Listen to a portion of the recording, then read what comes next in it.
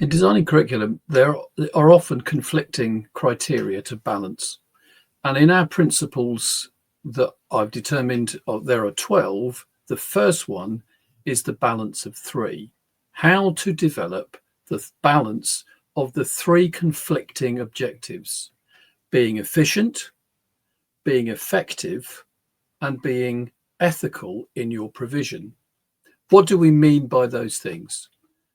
Being efficient, your staffing costs are within budget, your full costs are within budget. You've got sufficient resources to be able to make decisions about the investment in learning. Class size, contact ratio, and teacher and adult ratio are all monitored, but they're not driven by a particular standard. You have reason for what you choose to do as long as it's within budget. To be effective is more than just simply outcome results. You're a local school of choice, so there's regional questions to answer. Your learners are attending. Of course they're attending, because the social contract is in place and learners and parents are choosing you as a school. They're engaged and they're involved in the education process.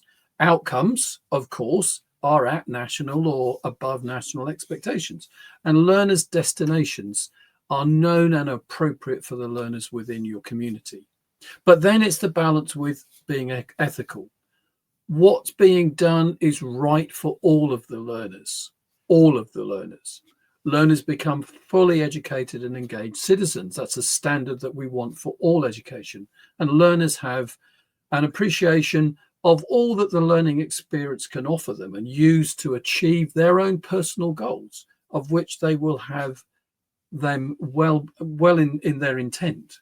So these three work together as a balance, and having one above another, efficiency above the other two, becomes imbalanced.